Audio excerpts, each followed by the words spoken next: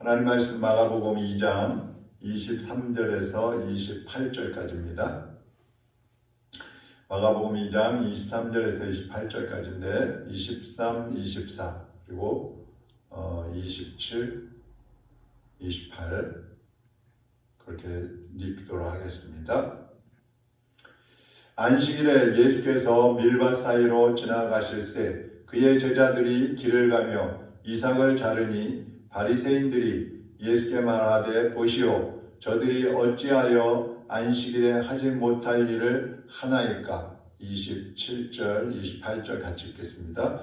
또 이르시되 안식일이 사람을 위하여 있는 것이요 사람이 안식일을 위하여 있는 것이 아니니 이러므로 인자는 안식일에도 주인이니라. 아멘. 오늘 안식일의 주인 예수 이런 제목입니다.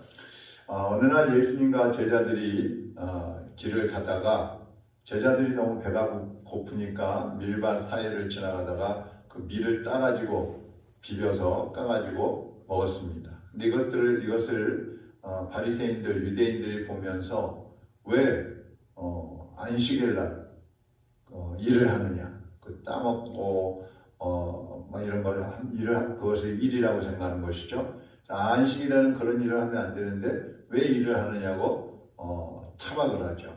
그때 예수님께서 하시는 말씀이 바로 오늘 본문의 말씀입니다. 내가 안식일의 주인이다. 그리고 안식일이 사람을 위해서 있는 것이지 사람이 안식을 위해서 있는 것이 아니다. 그런 말씀을 하십니다. 그러니까 하나님께서 안식일을 주신 이유는 안식일만큼은 노동을 쉬고 하나님께 경배하는 날로 지키라는 것입니다. 근데 바리새인들은 이 안식일에 지켜야 될 조항들을 또 많이 만들어 놨어요. 그리고 사람이 이 안식일을 지키기 위해서 사람이 존재하는 것처럼 그렇게 생각을 한 것입니다. 그리고 율법을 지키지 않는 사람들, 안식일을 지키지 않는 사람들은 죽여도 되는 것처럼 그렇게 생각을 한 것입니다.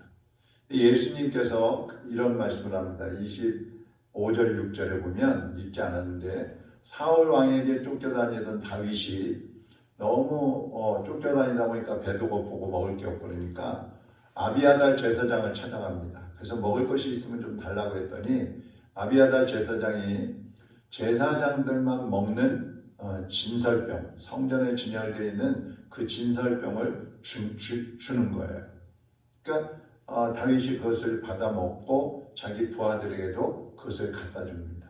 이걸 보면 아비아달이 율법을 어긴 겁니다. 율법에는 그 진설병은 제사장들만 먹어야 되는 것인데 그러지 않고 다윗에게 일반인한테 주었으니까 율법을 어겼단 말이죠. 그렇지만 하나님은 그것을 용납하셨다는 겁니다. 이것을 어겼다고 해서 아비아달 제사장을 징계하시지 않았다는 것이죠. 근데 제자들이 배가 고파서 안식일 날 이삭을 잘라 먹었다고 해서 그 제자들을 정죄하고 마치 죽일 사람인 것처럼 그렇게 하면 안 된다는 얘기를 하고 계시는 것입니다. 그 예수님 말씀의 핵심을 보면 하나님의 명령이라는 것은 인간이 복을 받고 인간이 행복하게 살게 하기 위해서 주신 말씀이지 사람을 어떻게 하면 죄를 끄집어내갖고 정죄하고 심판할까 그러기 위해서 주신 말씀이 아니라는 것이죠. 그래서 오늘날도 우리가 주의를 한번 어긴다든지 그 사람은 마치 큰 죄를 지은 것처럼 하나님의 말씀을 하나 어기면 그냥 큰 죄를 지은 것처럼 막 정죄하고 비난하고 비방하고 그러면 안 된다는 것입니다.